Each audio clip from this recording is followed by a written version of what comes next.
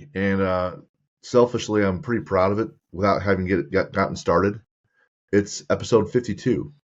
So this is one full year by the time this releases. So a little while back, Lucas and I, well, a little over a year ago, sat down in my basement. I call it the library. That's where we're at every day for these recordings, and talking about, hey, we want to be somewhere in a year, and let's start talking to some new folks and see if we can get smarter and help those that listen or that we know, help them get better as well. So want to have someone completely different on today that we haven't had before. We don't really talk to people in the fighting world, and there's a lot more reasons to, but we have Kyle Maynard on today. So for our first 1 year anniversary episode.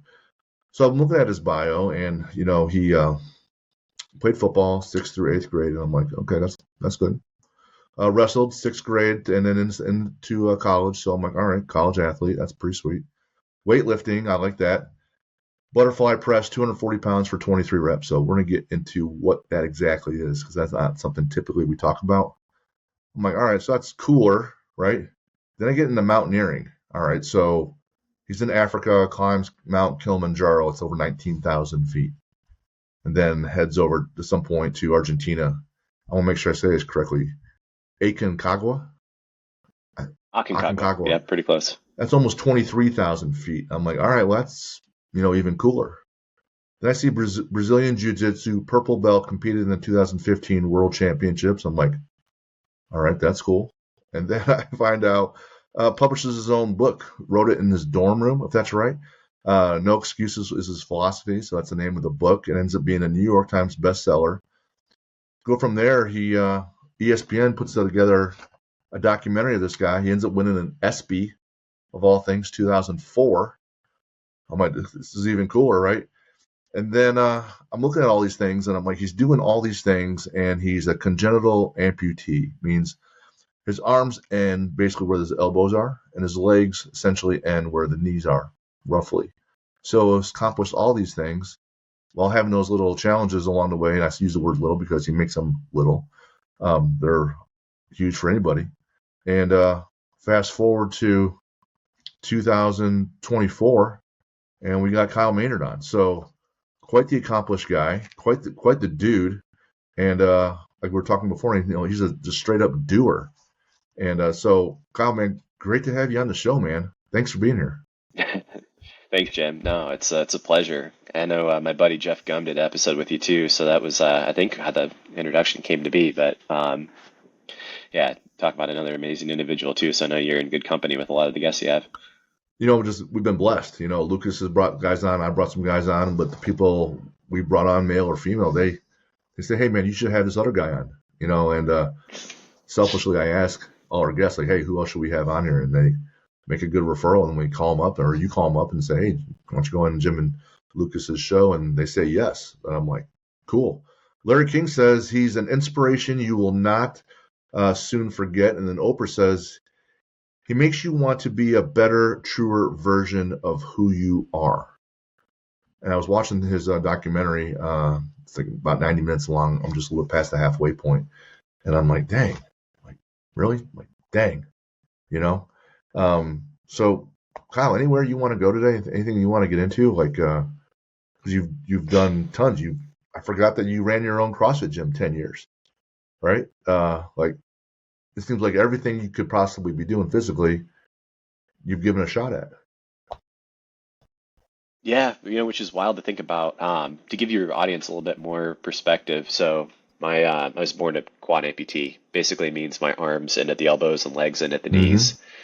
And so never used prosthetics as a kid, but I tried them.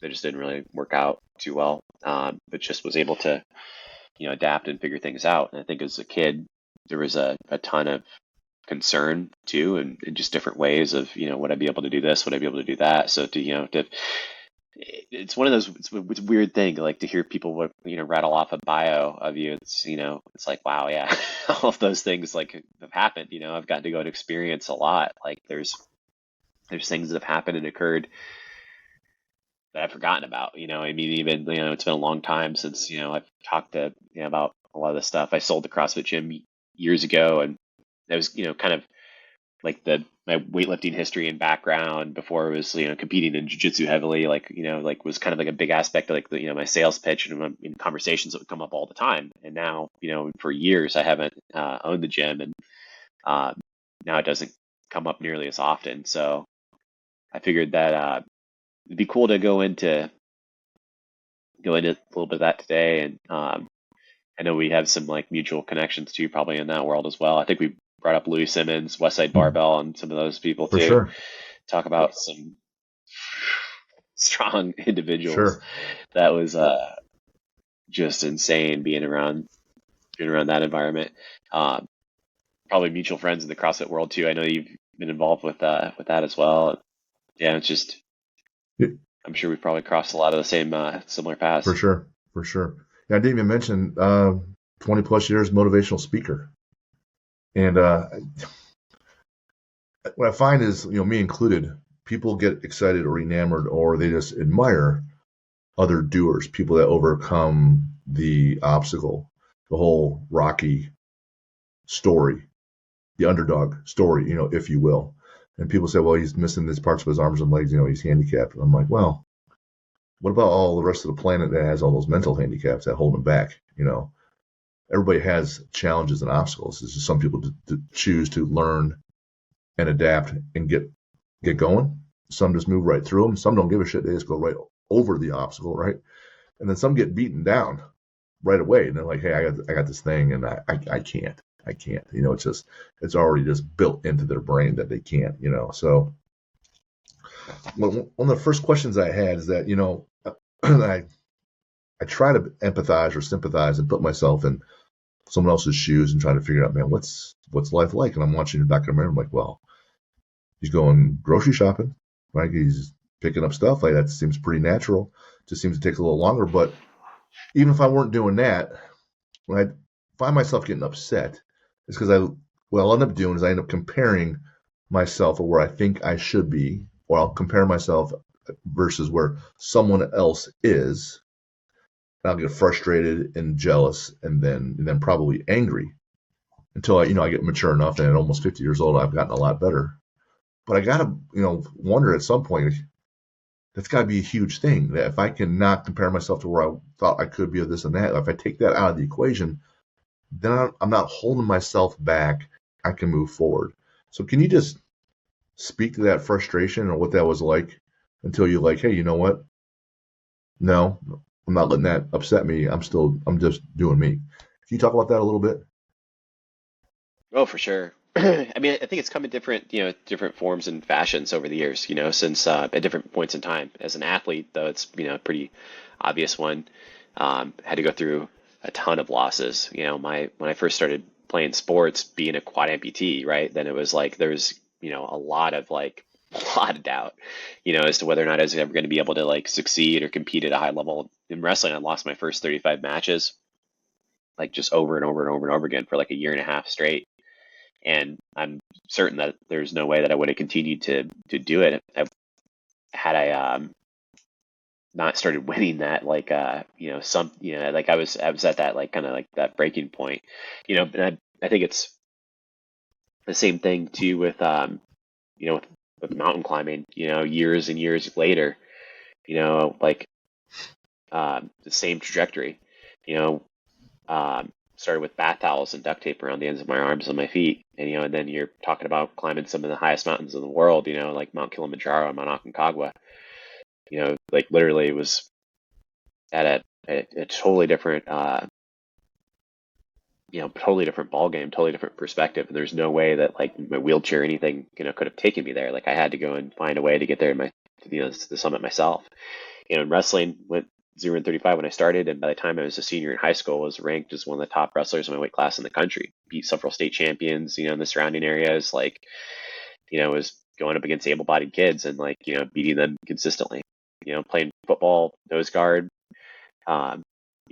Just take my helmet and smash some people's legs when I first started, and take them down. Like, that was where kind of all began. We used to do like Oklahoma drills, and like where you'd have like the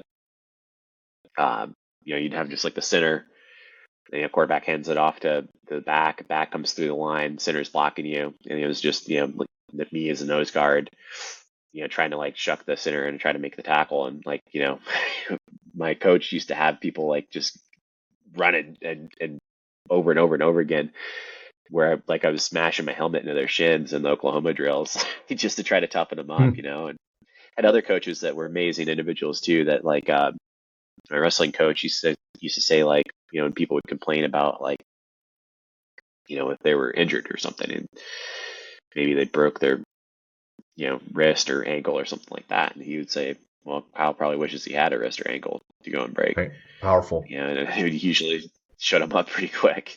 But like, it's but we all have that though. We all have something, and that's a big part of the lesson that my family taught me too as a kid growing up, was just the fact that like everybody's got something.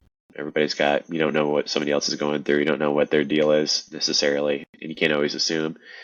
Um, Sometimes it's just people that, go into that like victim mentality and, need to snap out of it. Other times it's, other stuff, right? Like I know you've got the background in the financial services Hmm. world, talk about like a super competitive, hyper competitive kind of like environment where different people, that's over the years with like the public speaking probably been my biggest like client base. Just various types of bankers and insurance companies, all kinds of stuff, where it's like, relationship building, but difficult to like differentiate, difficult to go and like have some sort of like, thing that makes, you uniquely you, like you kind of are that product. And much in the same way too, like I think that like, public speaking or running a gym has kind of been the same thing. So it's, but yeah, I think along the way, I know you talk a lot about like Sisu too, right? Like, and like the kind of just being and that unbreakable mind, that like unbreakable like spirit, the indomitable will, like instilling that in people. Like I love, Lucas is like the banner behind him. When weak things break, like there's truth and all of that. Like Mark Ripito used to say, stronger people are harder to kill. Like people that are like working on that like themselves like continually. I think they're gonna reach a different place, and it just shows up in all kinds of stuff, and my family too. I give them a ton of credit for so much of what's gotten me to here. I think like they you know I think they knew very early on that they had to like I had to go through and I had to endure the struggle. Gotcha. And I think if they had you know made things easier for me in different kinds of ways, I think that it would have been a very different struggle at some point. Like the struggle in life, it's going to hit you no matter what. It's going to hit you, at different points, no matter what. Can't avoid it.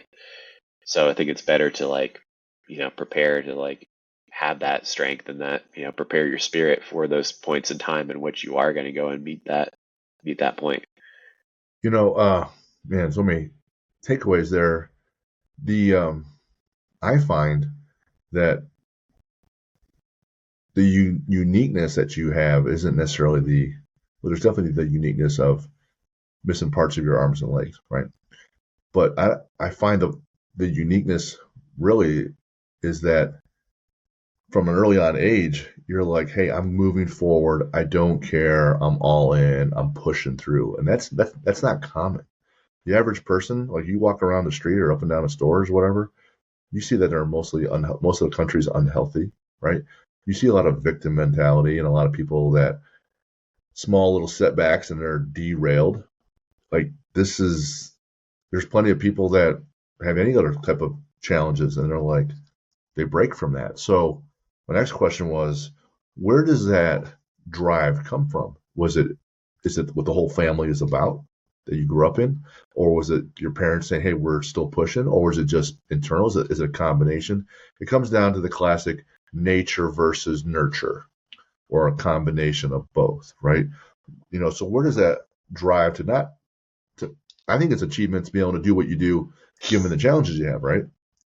But then it's like, yeah, I'm climbing the tallest mountains. I'm gonna fight jujitsu's national tournament, and I'm gonna train at Westside Barbell, and I'm gonna be nationally ranked in wrestling, and then public speaker for 20 years after I ran a gym for 10. So where does that drive that identity come from? Is it built? Was it nurtured, or was it just born that way, or was it both? It's hard to, I mean, I'm of the mind, I think that it's both. I think that, you know, fortunate with the environment that I was born into for sure. And that's something a lot of people can't control. You know, there are a lot of people that are listening to this, not a lot necessarily. I mean, I don't know necessarily like all of your, but a lot of people that certainly know other people that like can't control the environments that they're born into. Everybody knows that, like somebody they can go and think of that is, deep down a good person that just was born into, hard circumstances. And sometimes you see people fight through and succeed on the other end of that. And other times I think people struggle. Um, and I think that for me, the environment was, like my parents had a good balance of both, like kind of like the hard and the soft, right? Like they had the good perspective of understanding things that, when I needed to go and struggle, whether it was like picking up a spoon or a fork and dropping it, hundreds of times, thousands of times, maybe even, just repeatedly to go and figure out how to go and use it. Then, they watched me go through that struggle. And it was tough too, especially for my mom. She said that, as a mom, she would have helped feed me forever, and that she wanted to go in and like, do it for me. But, I think that they knew that I had to, figure out how to do it on my own. Otherwise, there's going to come that time when they're going to be there. They weren't going to be there to go and do it for me. Whether it was, if you imagine like, in like a, date, like one of my first big, I didn't date a whole lot in high school, but after in college years and beyond, but, like I, the dating life would have been dramatically different had I, been required to have somebody like as an attendant, like feed me, Mm-hmm. right? Like, and that's just a simple thing that like most people don't necessarily have to go through and go and endure, but as parents they did, and me as a kid that I had to figure out how to go and do it. But the wild part is I think it became so natural and so normal that later on I was able to kind of learn how to like just learn how to like to deal with not only that but with a lot of other stuff, like you said. I mean, whether it was grocery shopping or things of that nature, I had to figure out how to like how to make a lot of stuff work. And it did. And I'm grateful that that I've had that background. As I said earlier, you don't necessarily know what's on the horizon, right? You don't know what's going to be like, out there that's going to be that thing that's going to go and be difficult for you. Right now, this year, candidly, has been probably the toughest year of my life, even beyond anything I had faced previous. Um, Dealt with a traumatic brain injury of unknown origin. And I know you guys in the sports performance world know I'd been around it, before. I'd been around like and heard about like brain injury stuff. Never really, would have never thought that I would be dealing with one. And yeah, it's kind of like been recurrent now in a couple different instances. And I notice like when it hits, then it's like everything changes. It's hard to describe. It's literally like, like the equivalent to like the not having arms and legs, but inside of my head and mood and brain and like just even ability to like think and relate, and all that. I've kind of set that resolve that no matter what happens in the next chapter of life, I think that like I'm just gonna have to, put my head down and fight through as hard as I possibly can to give it everything that I have to try to try to pull through. And who knows? I mean, in 5 to 10 years from now, like you had in the questionnaire sheet too that you sent. I love that. Like, I don't really have a good answer for what life's going to be like in 5 to 10 years. I think a lot of it's kind of dependent on there's just so many factors right now and so many different levels. And that's okay. One thing I wanted to really praise is those parents making those very courageous decisions, and those parents of yours. And why I say that is about a week ago, I'm at the Chamber of Commerce, and they're going around and they're asking, hey, why do you guys do what you do? And this definitely not about me. It's about your parents. And I said I try to get people better mentally and physically so they can handle mental and physical challenges, so they can create the best version of themselves.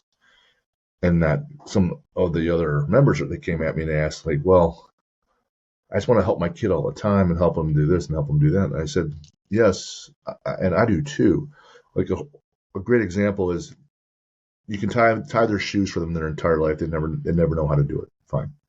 You could teach them how to tie their shoes and they can do it the rest of their lives. Fine. What if you just threw the shoe at them and said, figure it out? At some point, 1,000 iterations later, they would have their shoes tied. They can do it the rest of their life.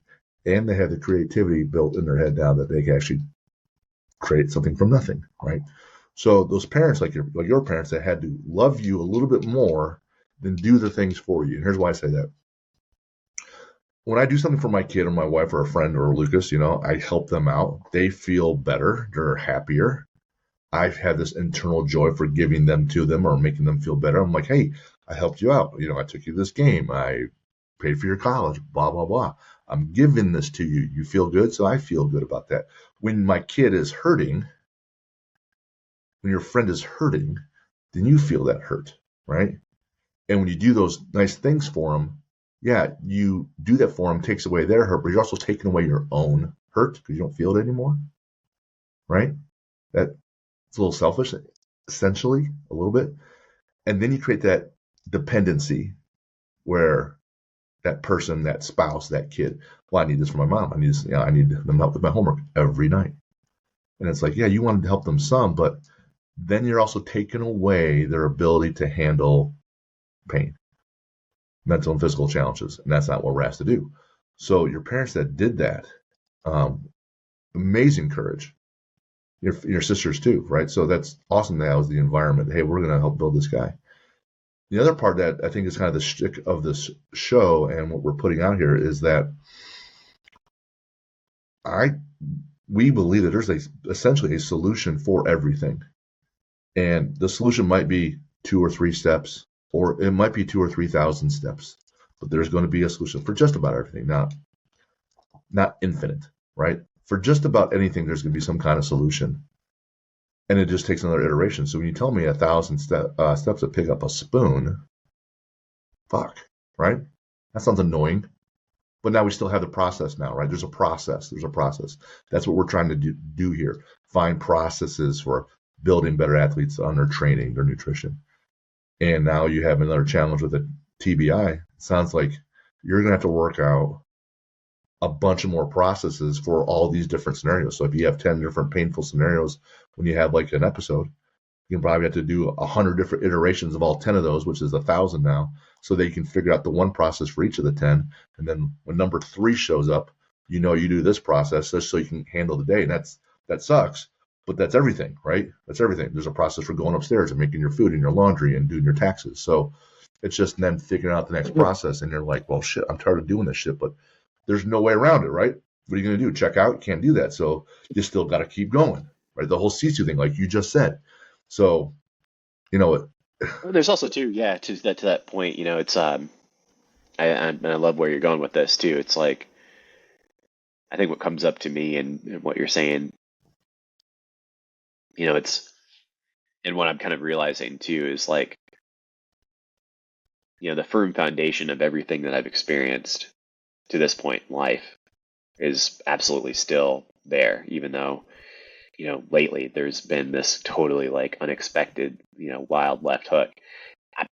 And yet simultaneously, it's I don't know. I don't want to fall into the trap too of thinking it could be a lot easier than I'm anticipating.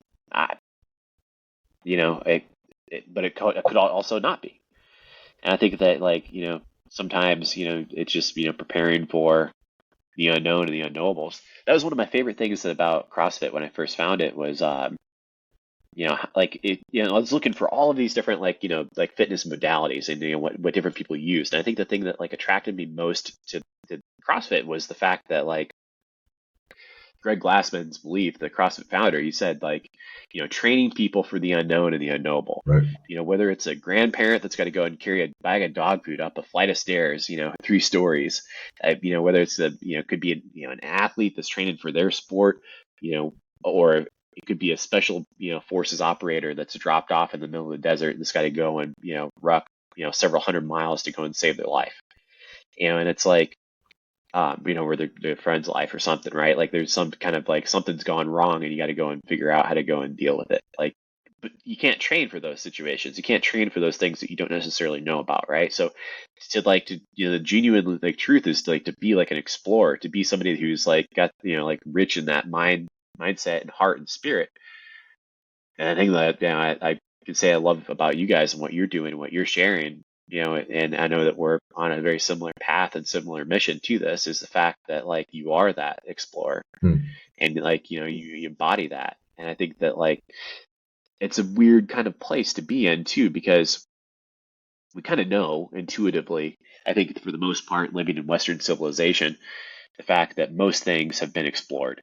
There's not like going to be like a huge wild frontier where we're like, all right, we're the new like Magellan or something, right? Or, it, Well, but the thing, but the spirit, I think, of those people is very much still available to us. And it's available to everybody in different kinds of ways and different kinds of doses, depending on what they're capable of, taking on. And I think the dose dependent aspect of what individuals are, really what, that's what it comes down to that, that dose of what can you handle and what do you need to go and like figure out. And for me, I know for sure all of the things that I've faced in life, everything that I've, experienced, everything that I've endured, all of the things that I've, that brought me to here have very much laid a firm foundation and kind of like paved that way for whatever happens next. I have no idea what's going to go and happen next, and I've kind of like come to that resolve that like good, bad, and different, whatever happens, I mean, just to wake up for a day, just to wake up for a day and to be able to go and see the light of day, and to be able to like just, enjoy with like, something about the day. You may have had a super shitty day, right. but there's something you can enjoy about it. There's something that's like probably really good that happened as a consequence of, whatever it is that, I mean, there's some days recently that like I've had where I'm like, that, I've had to really like think about it. And I'm like, even if it's playing with my parents' puppies, like they've got, 2 Cocker Spaniel puppies, and my sister's got a golden retriever that's, that's here. My other sister, when she brings her dog over, it's like it's a madhouse. But like, they got chickens and we got dogs. I'm sitting on this like beautiful, 27 acres, out in the middle of nowhere. It's like there's some things, there that, I can be grateful for. But I also too want to be authentic and straight up with, with your audience and with you guys to go and say that like, even as public speaker and all those things, I don't know if that's going to be the future of what, ever happens with me and whatever I take on next. But, B, a message that I always try to go and share is the fact of like, no excuses is kind of like my main messaging. But that doesn't necessarily mean that you aren't going to like complain or make excuses or, whine or all of those things. I mean, it's an aspect of it. It's a human nature. It's a human side of everything. And I've seen so many speakers too that you think are like holier than thou, that are like, high and mighty. They walk off stage and either they're the nicest person in the world or complete douchebags. And you don't necessarily know what you're going to go and get. Right. I think it's so hilarious that like, some people are super authentic and you can tell that like, they're real. Some people I've met that are like the most fantastic like speaker on the outside, and then they're wild introverts on the inside. You don't necessarily, it's hard to tell. It's hard to go engage, but everybody's got something. Everybody has something that they've got to go and endure that's going to go and like figure out like, that we're going to have to go and face. It's part of life. It's my grandmother who was everything to me. Um, and like she she was the one that, for like powerful lessons. Like, so she taught me the lesson of like just shaking people's hands and looking people in the eye. And she said that when people hear your voice and they see your face and they shake your hand, the disability will go and fade away. And she used to take me with her in grocery stores, and we would go shopping. And I'd be sitting in the front seat of the cart, and we'd go up and down the aisles of the grocery store and just practice meeting people along the way. And she would always say that she'd just shake their hand, and they'll totally forget about the disability. And it kind of became true. But she ended up passing from a brain tumor. Mm. Talk about traumatic brain injury, compared to a stage 4 glioblastoma brain tumor, where it was just, man, that was, just I just seeing like what she had to go through and endure before she passed. It was wild, but she never lost her heart and her spirit.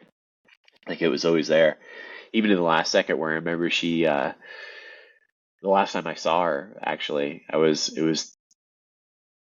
she passed 3 days after my birthday. My birthday's March 24th, but I went to go and see her. Um, I think it was on my birthday or either the day after. It was right before she passed, and we didn't know when it was going to happen, but we knew it was going to happen at some point. And it took her, everything in her to go in, like, she was semi, like, I just like out of it, like, just like squeeze my arm. But the whole time, the whole visit that I was there, she was there squeezing my arm, Mm-hmm. squeezing my hand. And like, I was like, that's all that I needed. That's all that I needed to know that, like, for her, that was like, you know,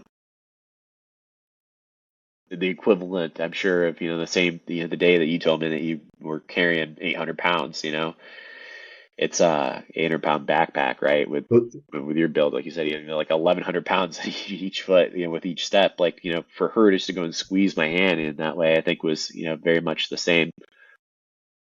man, number of things there.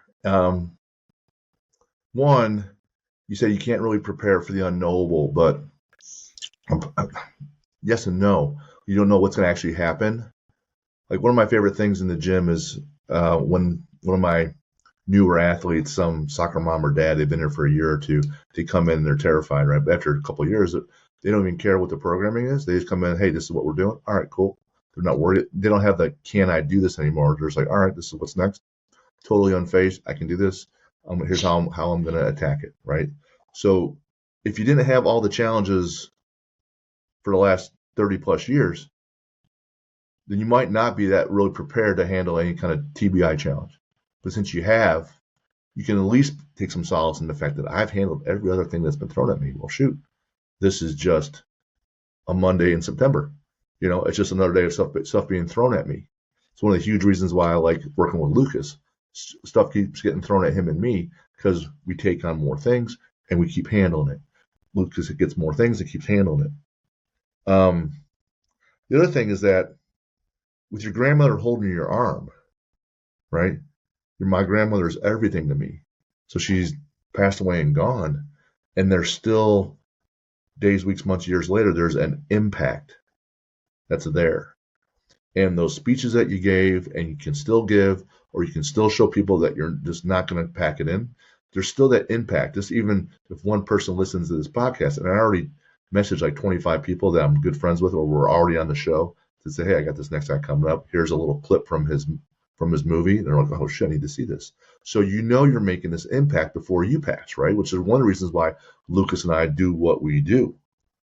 And the third thing, like you said, weak things break. Yeah, there are these rules that a speaker or a coach or an athlete is going to be held and bound by, whether it's simple physics or the rule that weak things break. But physics and making yourself strong still has pain and adversity.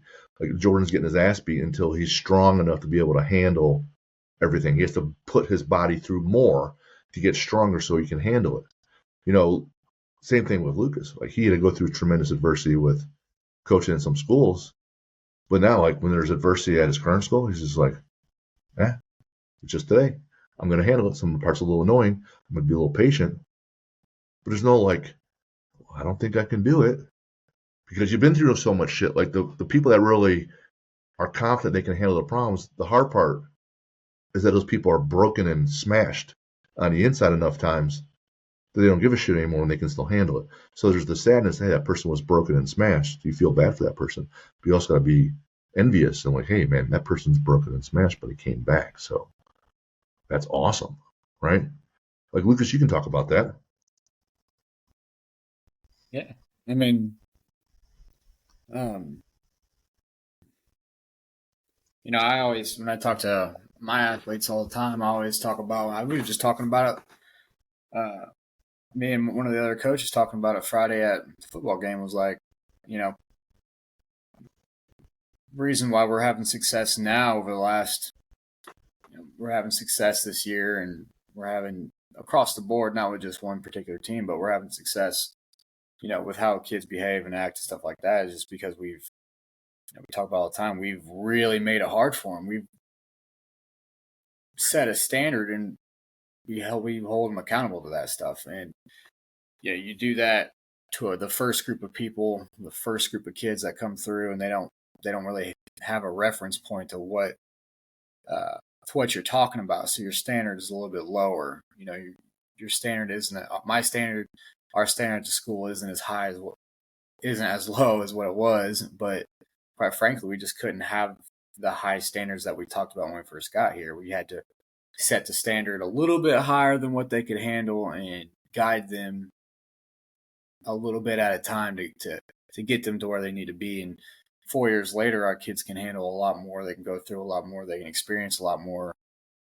Just because they've gone, especially those kids that have been here in the beginning, they can look back and see and understand.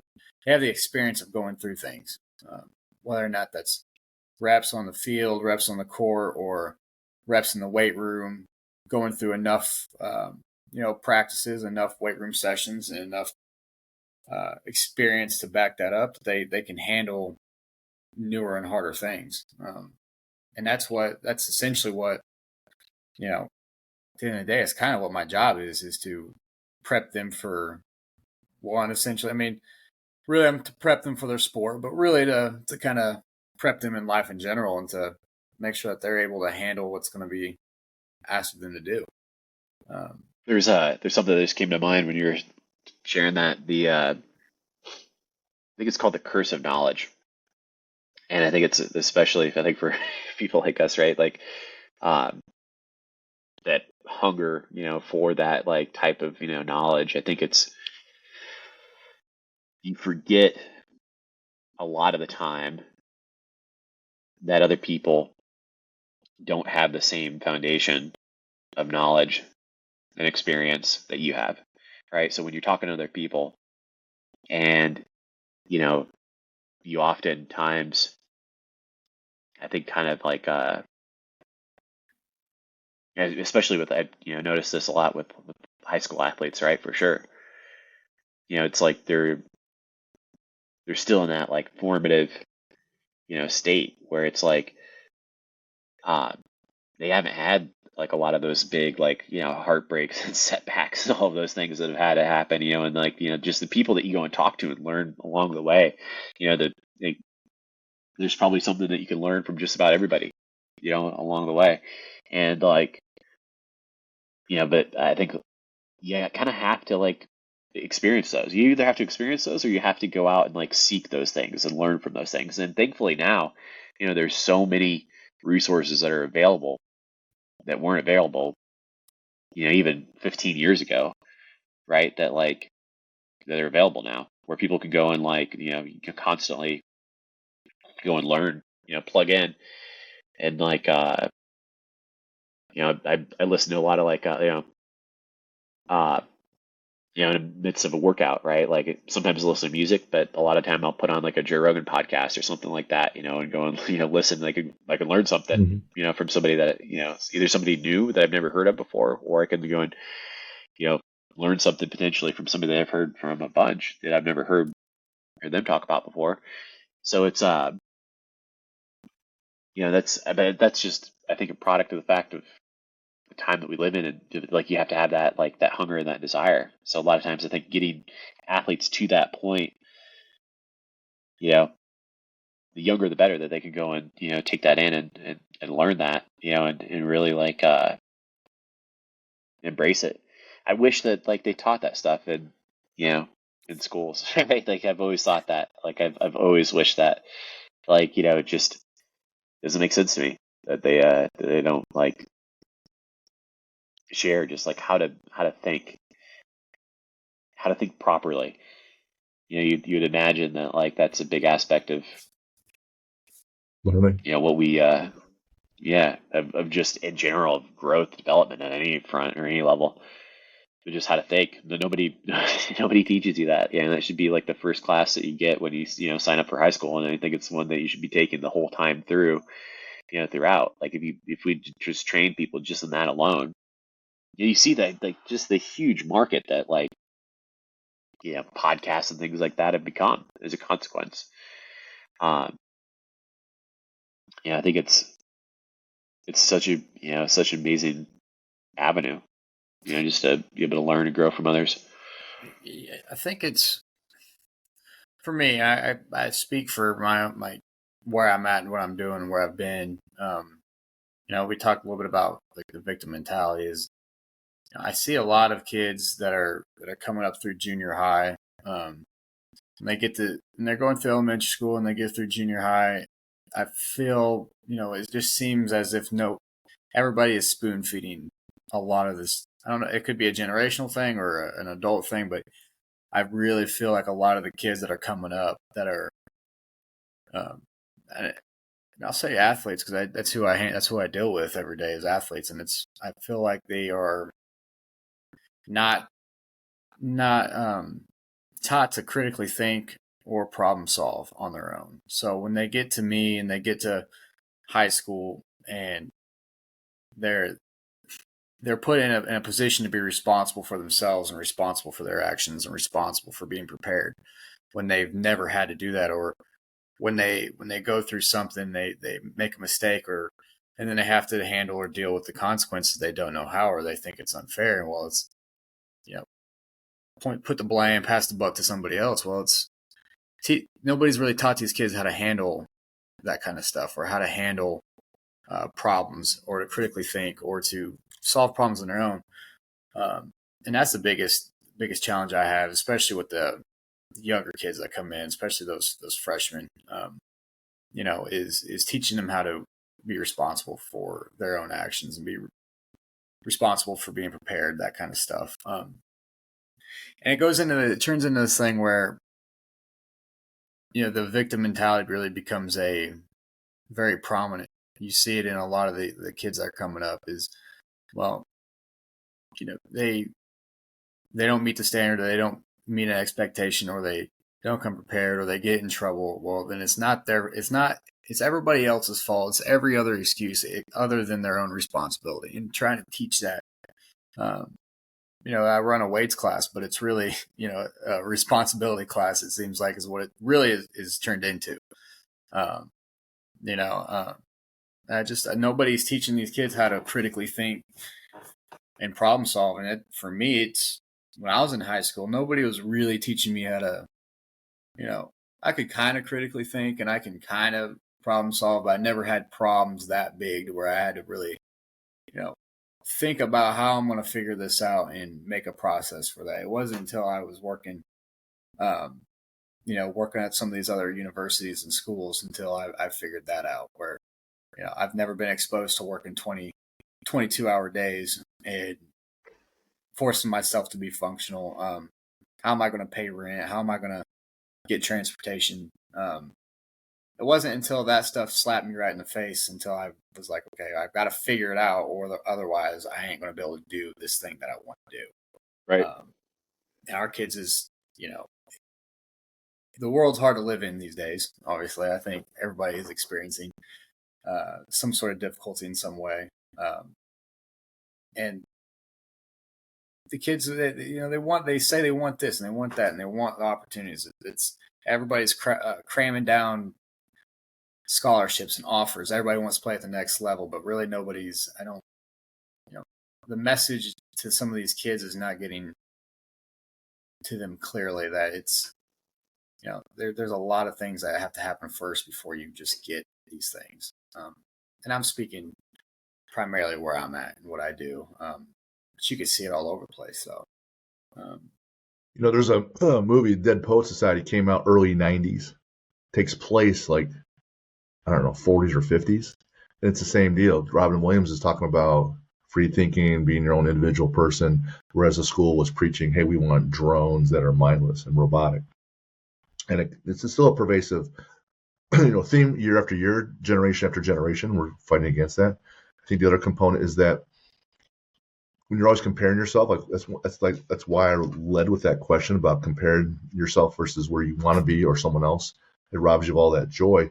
Well, people do that on social media all the time. They say, well, this person had this many likes or this many views. Kyle just said, hey, I'm speaking as other speaker. I'm like, this person's a world-renowned speaker. I can't believe he has problems, right? When we ask these people at the end of these, our guests at the end of these podcasts, what's your favorite quote? I think the most popular one is the man in the arena.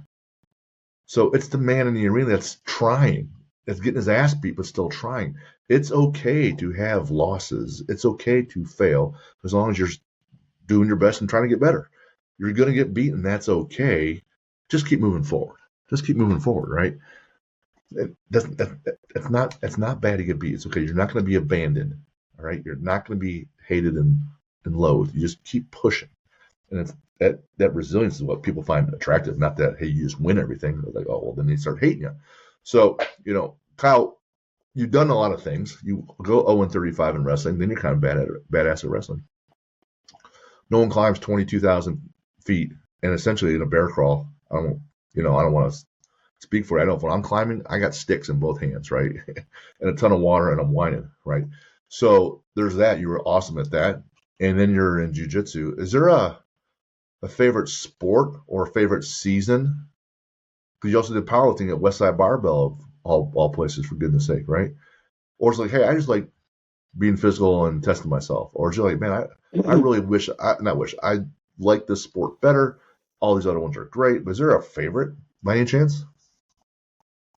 I've been really fortunate with the fact of, so the Westside Barbell thing, candidly, was just like, it was just a brief visit, but like, just in the short amount of time to go there to pick, Louis' brain and like figure out like, hey, how can I use this or that, or band work and different stuff, he recommended that I try out, try to just, I think that's, try to learn from as many of these people that I've, been around as, as I possibly can.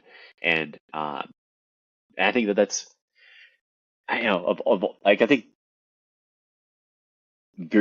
think philosophically, I'm like way more of a generalist. Like I'm attracted, like to so many different things, Okay. to a lot of different things. And I think that like I, over the years, loved all kinds of different stuff. As a kid, I was a huge basketball fan. I'm like a casual fan now. I'll watch some games. I don't really like watch like a ton. I watch more like NFL or college football. I think probably, from a sport perspective, jiu-jitsu, wrestling, like I keep up with like pretty decently.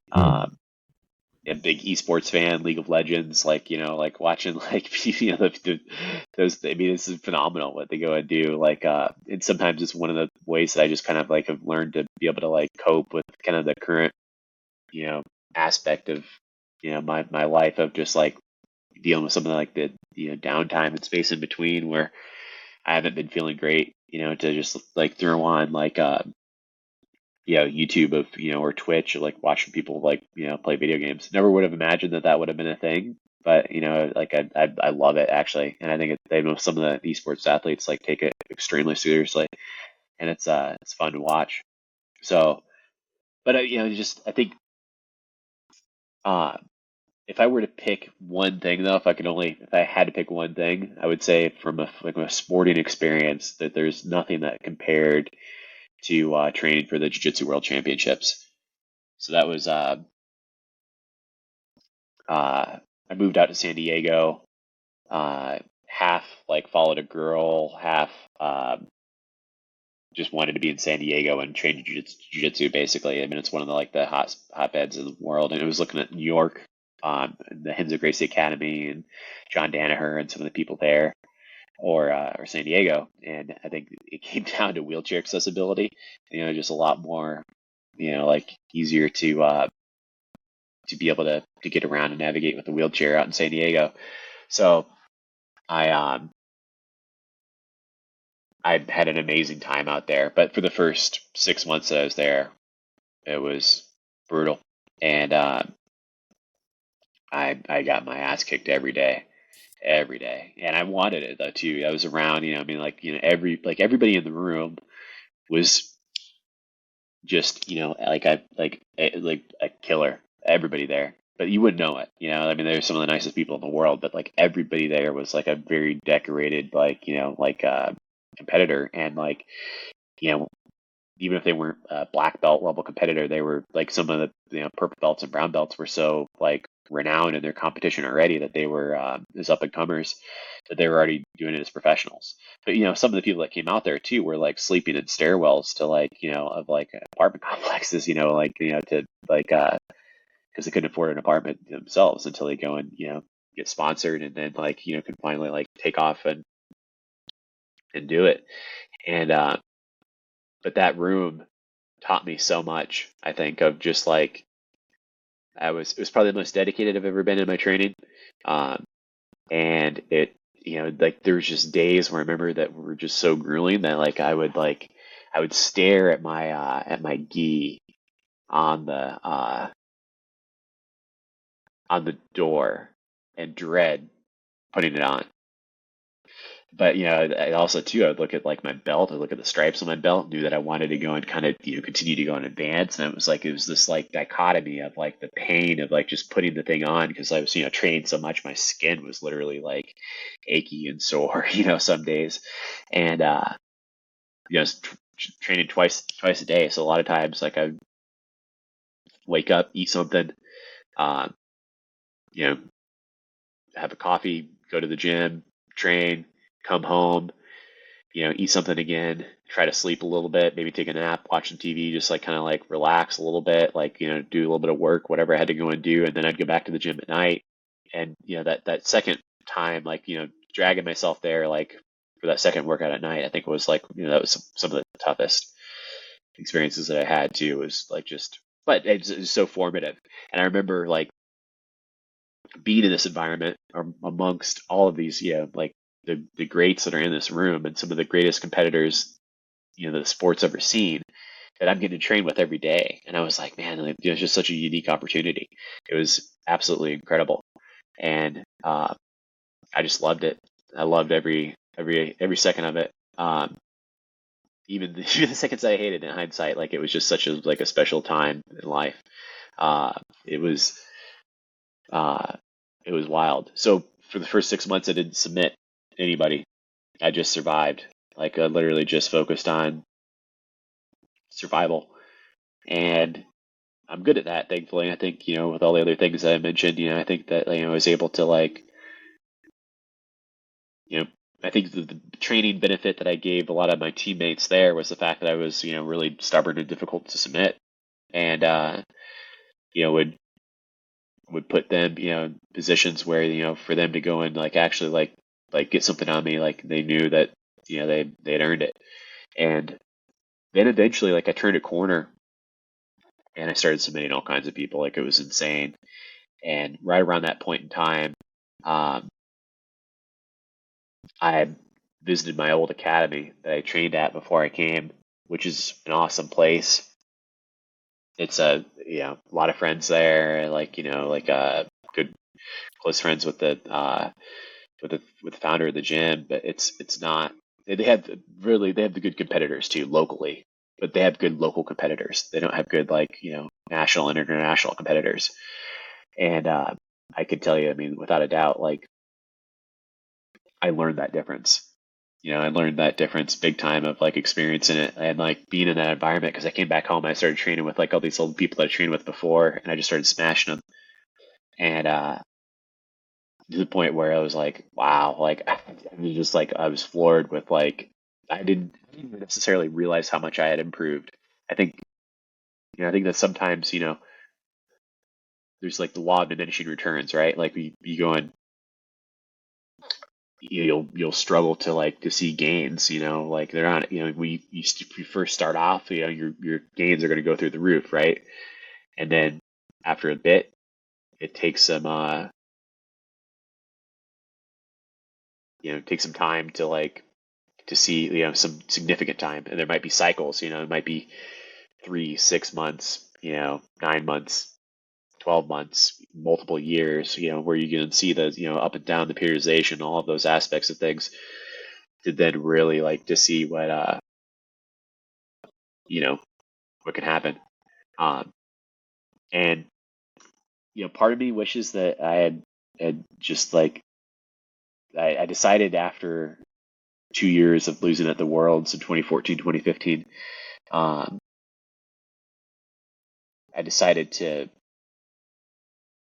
put the training on the back burner and focus on other things. That's when I got back into climbing, more active in the speaking world, more active in kind of promoting and things of that nature.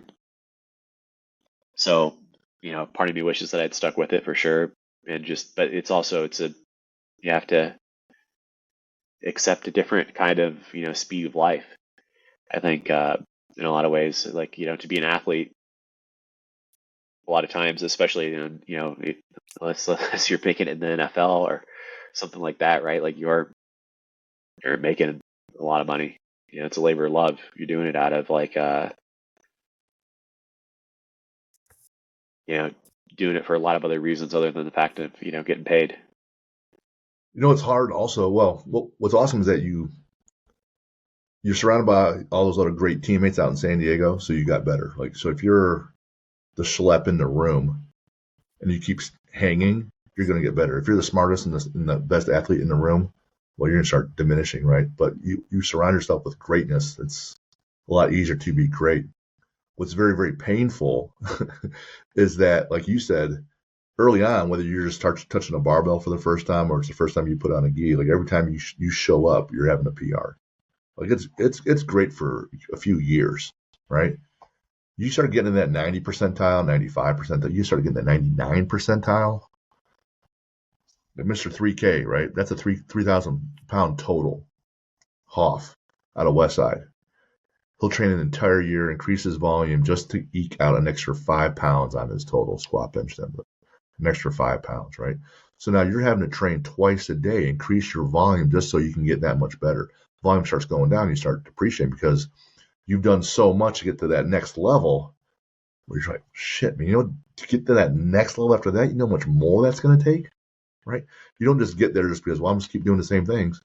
Well, if I just keep doing the same things, I'm always going to be a 300 bencher. I'm never going to be a 500 bencher. You got to do more. Yeah, you can get smarter and get some nuances, but it just takes more at the high level. After a while, you're like, it's kind of a grind, right? Kind of. It's all in grind. At that pro level, right? Whether it's MMA or the NFL, those guys, it's all day long. It's all day long. Prepping to squat bench deadlift over 3. Like you saw it at your jiu-jitsu guy's place and at Westside. That caliber of athlete, you got to be so all in, and everybody around you has to be all in because you're not getting there by yourself, training at home in the driveway. You're not getting in and just practicing your moves. You need to have all that adversity, plus the coach, plus the equipment, to push all that on you so that mentally and physically you can get better. That is brutal, like you said. And you're like, well, I'm going to kind of stop doing this. I'm going to start climbing 22,000 foot mountains. Oh, my goodness. And I know you met up with Jeff Gum a couple times. He was on the show, Navy SEAL. I saw him out in New York City, SEAL Swim.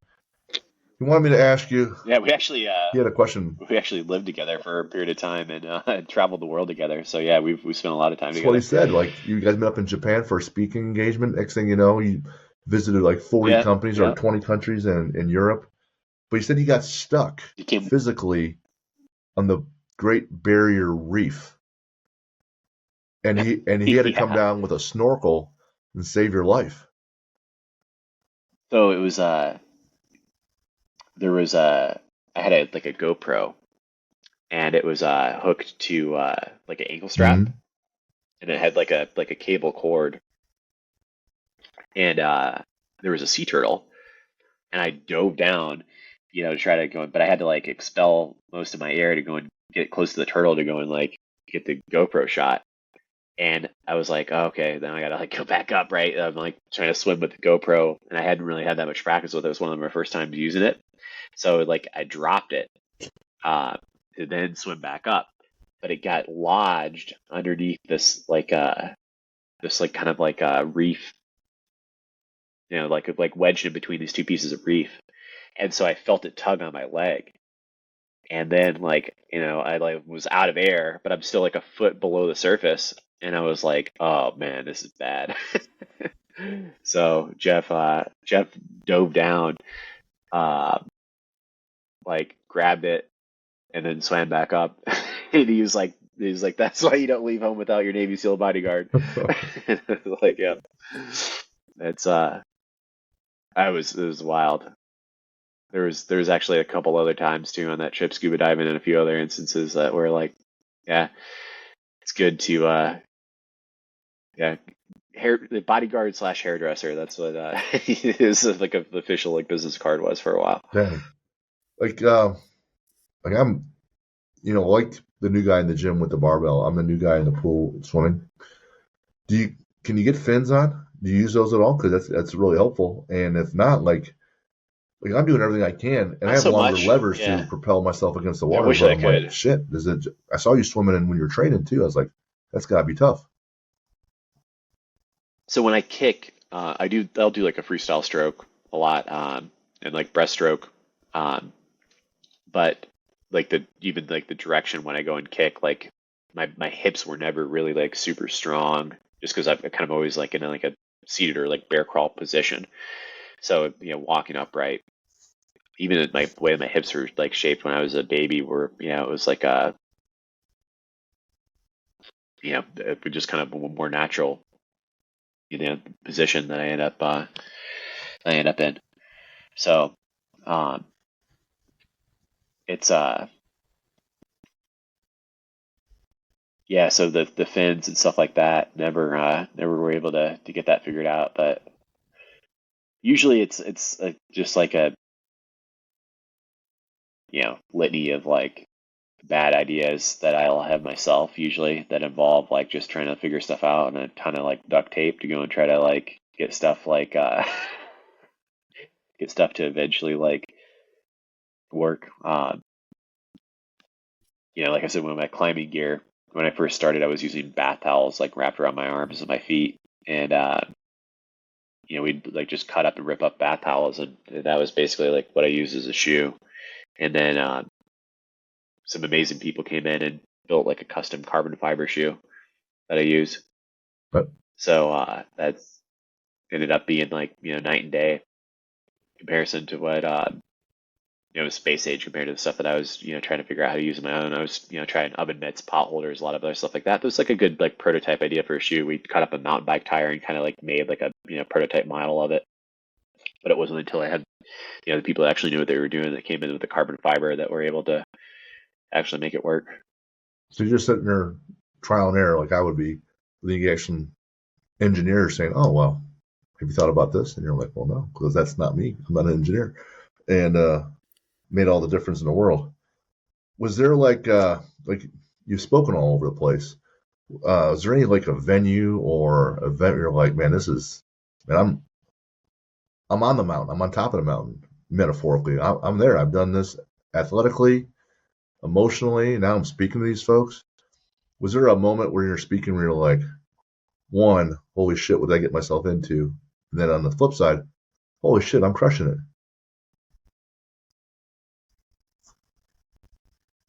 I would say it's happened. It's happened a few times, more than a few times for sure. Where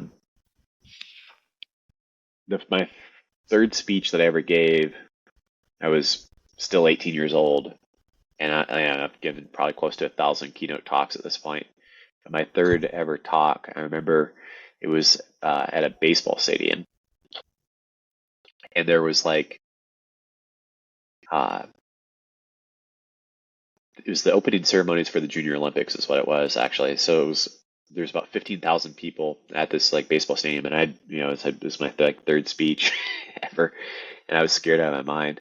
Um, but I remember like, just at that point, I would hide like a note card under my legs or like under my seat, like because I couldn't like stand up and use like a lectern to go and like have like a frame of reference, and I wasn't at a point where I could fill up like an entire hour without having some kind of cheat sheet. So I would just hide it underneath my leg and my foot. I would just like, sit there and like, raise up my leg and like look at, like whatever was next on the list of stories to go and tell. And that's basically all I did when I first started was, um, just, you know, try to tell a story, make a point, tell a story, make a point regarding like, different like experiences that I had kind of along the way, whether it was early on, it was wrestling and football, some weightlifting stuff. And, but then, in the Q&As and all of that, like people would, end up asking like a ton of different questions from different, like, different angles, different perspectives, all sorts of different things. So, I mean, there's, to boardrooms, to like, like meeting with, people that were multi-millionaires, billionaires, like, super successful in business, like professional athletes at the ESPY Awards, like you mentioned at the beginning of the intro. There's moments where I just like look around where I was like, man, like, I can't believe, that I'm here. Can't believe that like I made it. Especially, as a kid too, with like all of those doubts and fears and concerns, to bring it back to, some of the people that like, I know that not everybody that's listening to this, right, that's like one of your athletes is, going to make it to that next level statistically, but some of them are. Some of them are, and some of them are going to go and look around, and they're going to be in an environment where like holy smokes, like whatever that is that they're doing, where like those are just some of the best moments in the world, where you're just like, wow, I can't believe I'm here. I can't believe that I'm doing whatever it is that I'm doing. But that's the nature of life. And then we kind of forget too. Like, I think of how much struggle and bad like the difficult times are until we pick up something new that we're really bad at, and we remember how bad we were. All of a sudden, that's a good reminder. I got really into photography and videography, like I mentioned, like doing the GoPro stuff, and I was bringing around camera equipment when we were traveling a lot. And I remember I was just so frustrated with like figuring out like shutter speed and aperture and focus and like focusing on all the different stuff. For video too, for sound and the editing, all of that. Like just it was really frustrating to go and figure out at first, and then once you finally like figure out and you get like a hang of it, then it was fun. But every time I think that you pick up a new skill and you go and do something, that you see like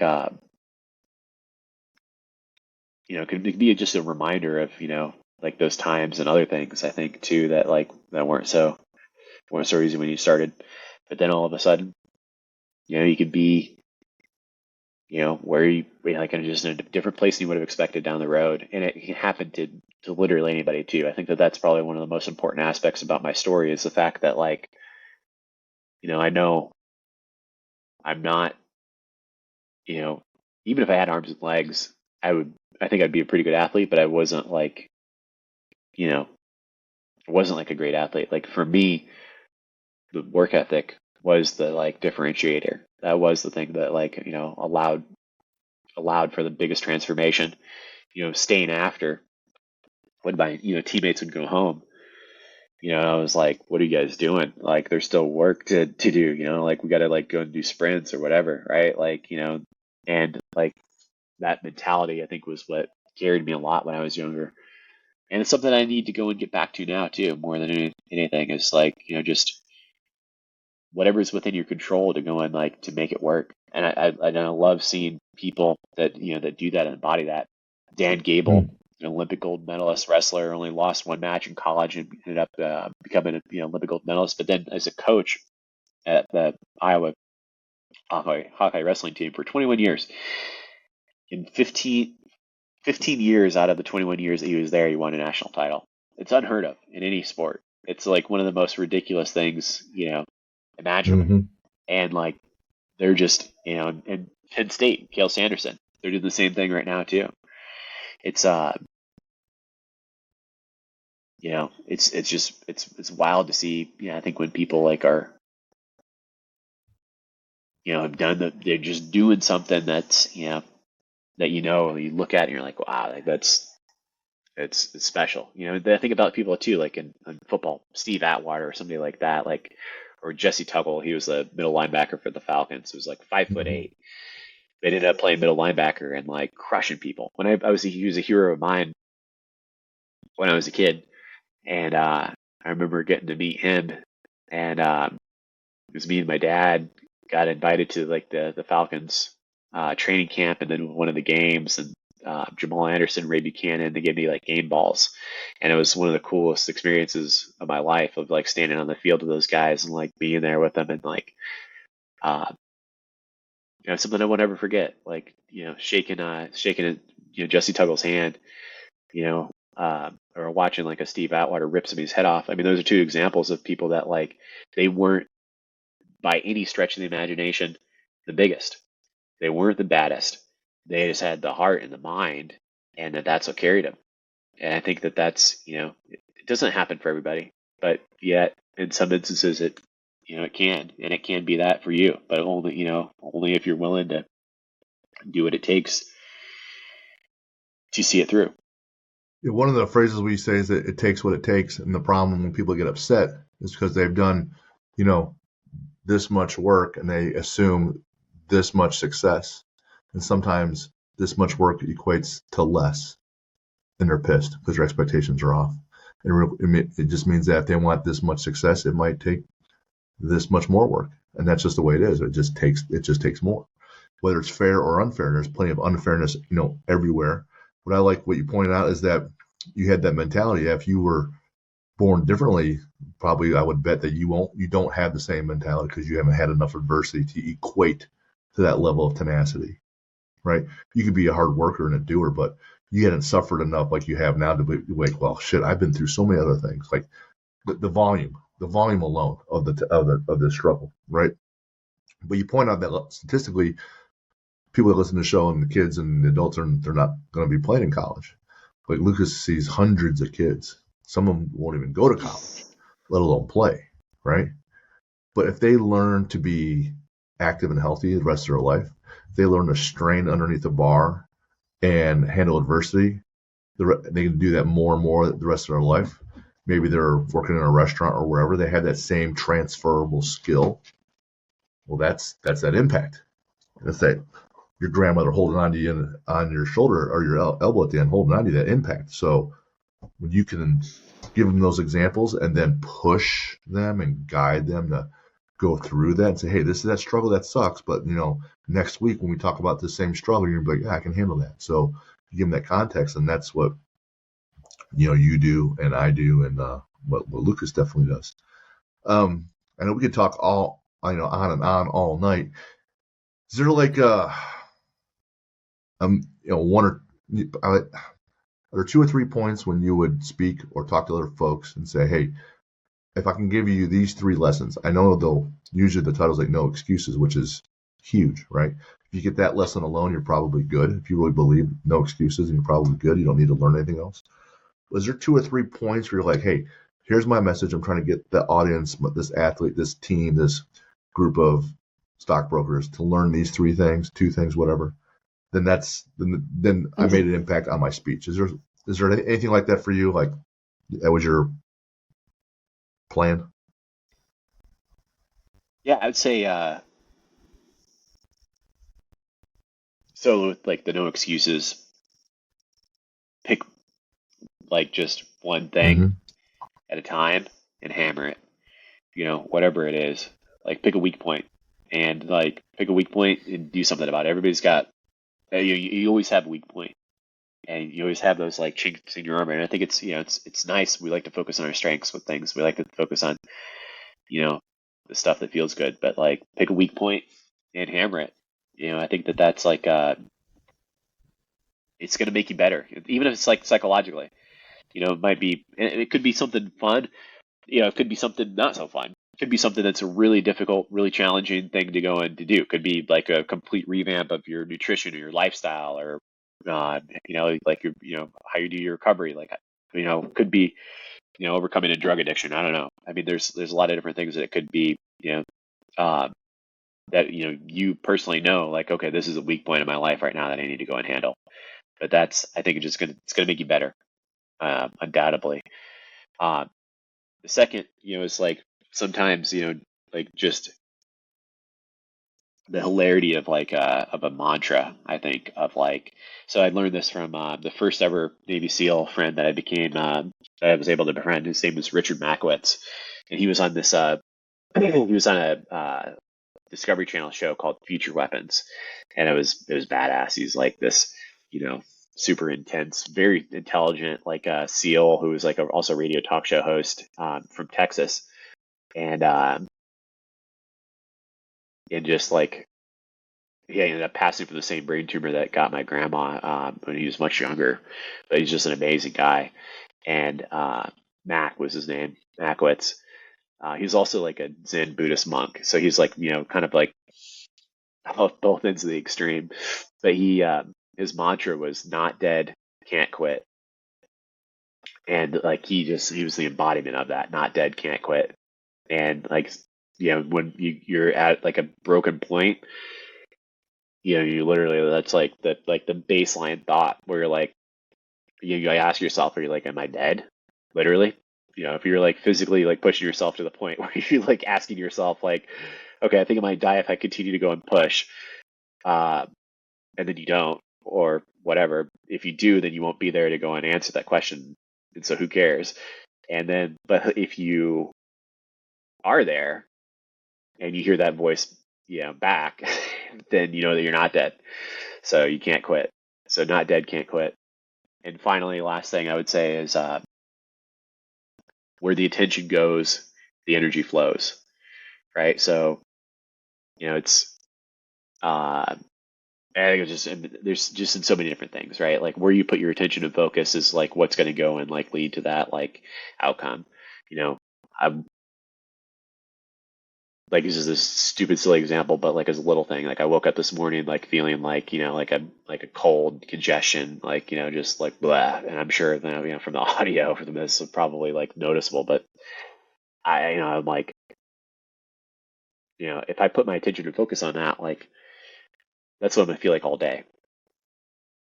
And several times like throughout the day, I'd go and catch myself like my attention kind of like slipping into that area, right? Where like I like, and it's wild. Like as I would slip into that, just like the brief victim mentality that comes with thinking about a head cold, it just then changed my entire state, of mood, all that stuff, right? Like physicality, like just like generally how I go and feel.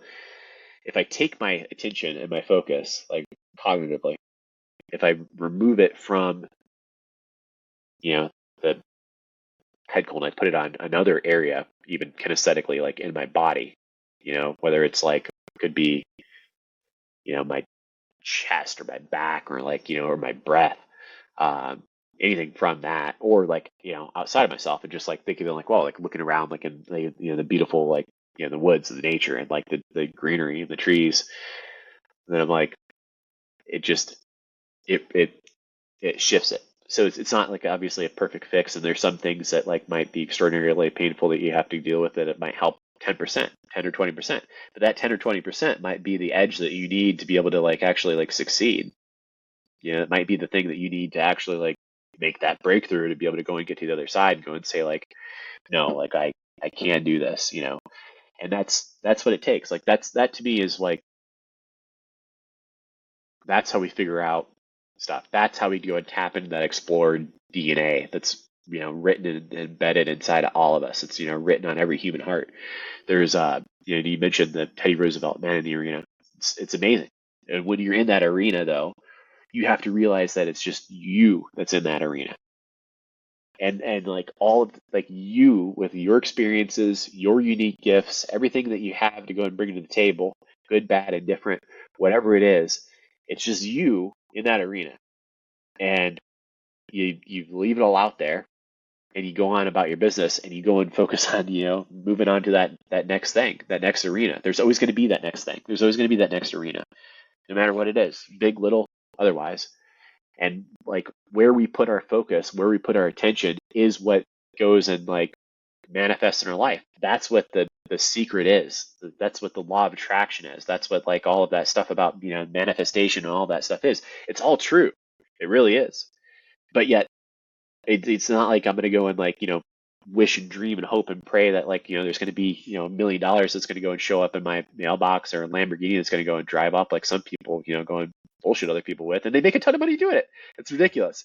It's like, look at these Lambos in my garage and like how cool I am, whatever, blah, blah, blah. And it's like, it's so fake. It's so funny though. And like, I think it's hilarious, but there's substantive truth, I think, in other things, in other regards that like we can go and find from other people's arenas, other people's journeys, and like knowing like for both of you to go and be here where you are right now, like, what it's taken to go and to get you here to this point, like a fraction of it, and vice versa. Right. But then we go and have that connection and that common ground. We go and bring what it is that we, have, together. And I think that's like one of the greatest experiences of being alive. If you can fill yourself up with that stuff, that's putting your attention and focus on the things that, where it needs to be. And where, not just where it needs to be, but like where, it can be. I think where it like,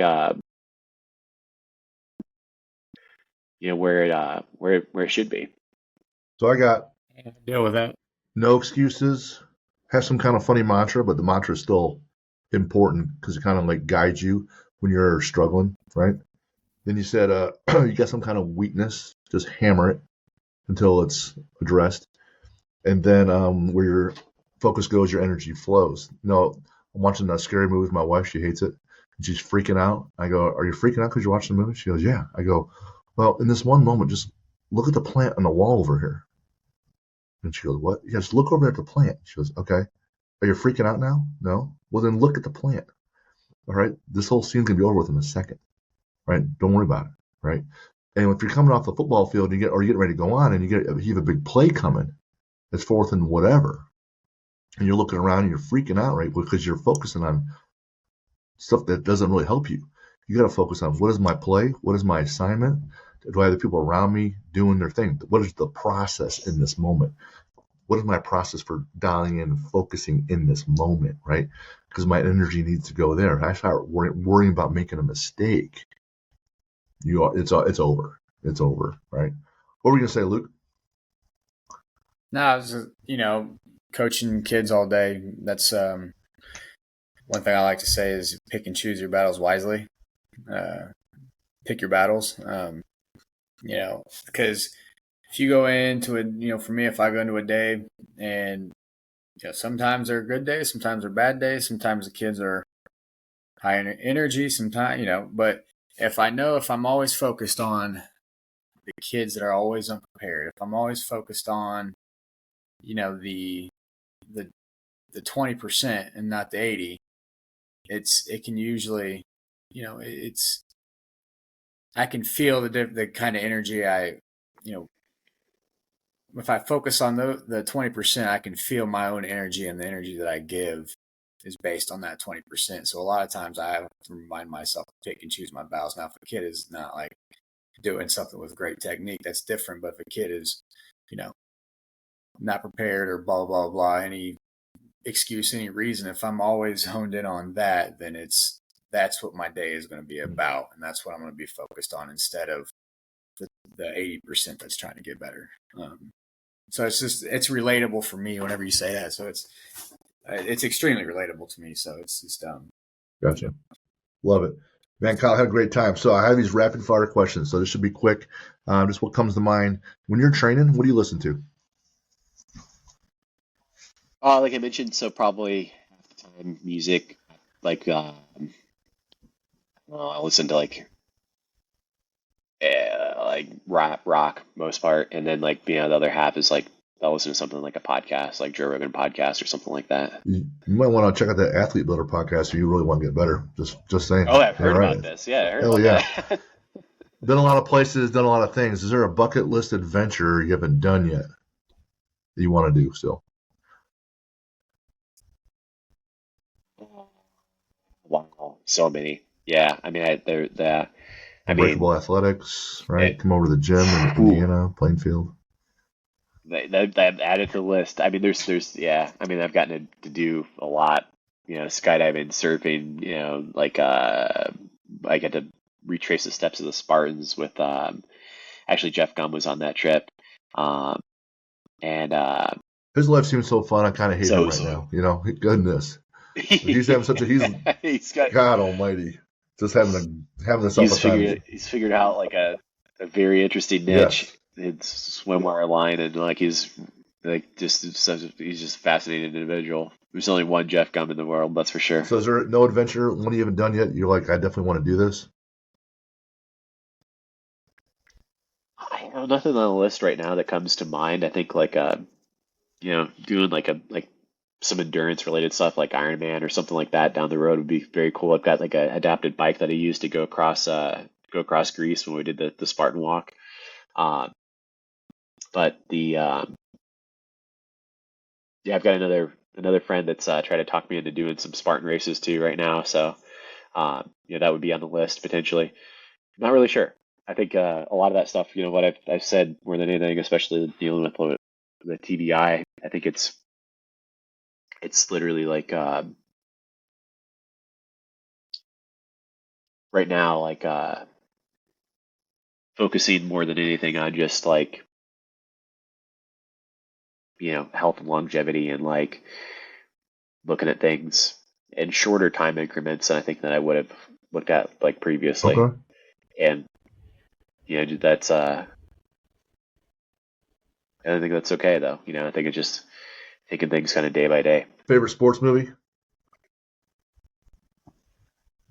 So probably if you consider it sports, boxing. I love boxing movies. Rockies for sure. The Rocky Mm-hmm. movies I think are probably my favorites. Also, uh, Miracle, a hockey movie about I think it was 1980. 81, 1980. Yeah, I got to give a speech with Mike Ruzioni one Jeez, time, and that's cool. that was very cool. Yeah, no, hear his perspective on about that journey was pretty wild. You know, the movie Gladiator. Most people think of the Roman movie, right, with Russell Crowe. But Oh there's a yeah, Gladiator. is that considered a sports movie Not really, too? but there's a. Kind of. I mean, it was in the day, It right? sure was Life and Death. But there's a boxing movie called Gladiator with Cuba Gooding Jr. I don't know if you've seen that one or not, but that's a pretty good boxing movie. It's pretty obscure. Not a lot of people have seen it. Huh. No, I haven't. Favorite athlete to watch? I would say, Let's list some good ones there. yeah, Dan Gable. I mentioned Cale Sanderson. Yep. When they were like just like watching them do their thing as coaches and as athletes, like I think pretty incredible. My jiu-jitsu professor Andre Galbao, and Marcelo Garcia, who's a friend in New York, the Gracie family, I think, also as well. Some of my favorites. I got to go to Randy Couture's locker room when I was so he was the UFC champion back in like the early like mid 2000s and like dominant for so many years, heavyweight champion, light heavyweight champion, and was with him like moments before he stepped into the cage. I was with Forrest Griffin, one of my old teammates, when he won the UFC title. Beat Rampage Jackson. He was 10 feet from the cage when that happened. So it was very, very cool. Some of the nicest people in the world too. I mean, they're savages, but they're absolutely like some of the best, like kindest people you'll ever meet. I never met Dan Gabe. Always wanted to. I read both of his biographies. It's even shocking. He's family experienced tragedy as well. His sister was murdered, and he had to overcome that, but no arguing with his approach and tenacity. Favorite book? So it's got to be 100% Empire of the Summer Moon.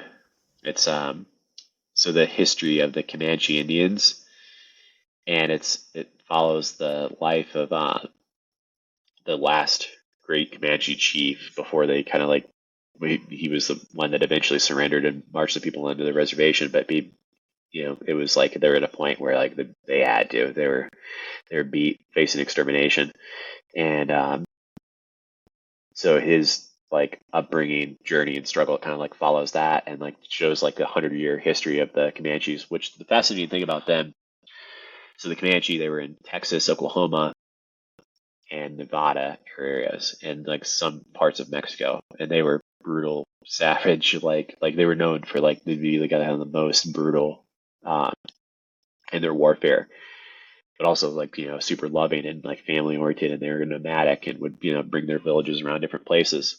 But they started out as slaves to the Spanish, as uh, like they were the Spanish like would basically like held them in captivity where they would use them as like their like horse people, and that they became so good at like horse related skills and horse riding, um, they became like masterful.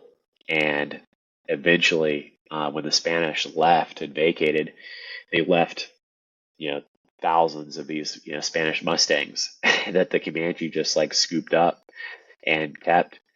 And then like they went from like being like they were like the small puny tribe, and to being like the most dominant tribe and of all the you know North American Indian tribes.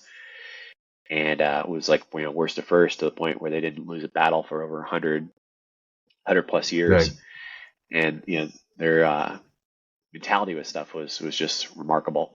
They would do like they would ride like 400 plus miles in a day. They'd take two horses with them. One horse would die. They'd jump on, jump off. Like they would cut out the dead horse's stomach and drink the contents of the dead horse's stomach for like, and like sometimes before they would go into battle, like, uh, it was, they were just like, just because one of those things, like just because like it was like they'd like made every aspect of their, warlike culture. It was like an artistry. So I think that like the kind of union of that like ferocity and the artistry, but then seeing too what they had to go through, that like the intensity of the struggle to like to surrender and march their people on a reservation. That was and seeing what Quanah Parker, the last Comanche chief, what he went through, you know, in the that whole process. And after too, when the life of the reservation and what he did to trying to fight for his tribe, and at that point with civil rights and other things like that, like it was just a fascinating story. So I can't recommend it enough. Empire of the Summer Got it. Moon. Favorite superhero? Could be fictional, could be nonfiction. So there's a bunch. I'm a huge like fan of all the different superhero movies, but I would say if I had to pick one, it'd be All right. X-Men for sure. Favorite villain? Magneto, definitely. I would say like his like complication, and like also to the like nature of his relationship, I think, with Professor X, like in the history there, I think it was one of my favorite stories. Awesome. Do you have a favorite quote?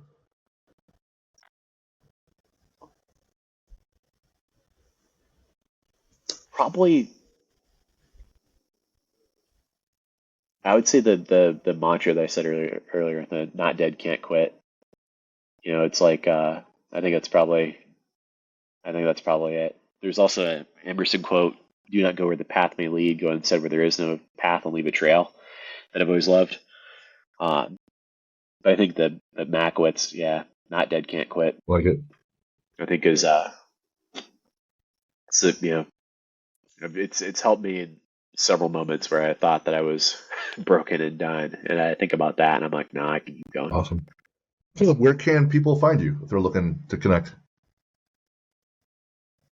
So that I'm not too super active in social media. Never really been a huge fan of it. But it has its place, it has its purpose for sure. Instagram is where I posted the most content for people to go and look back on. It's at Kyle Maynard.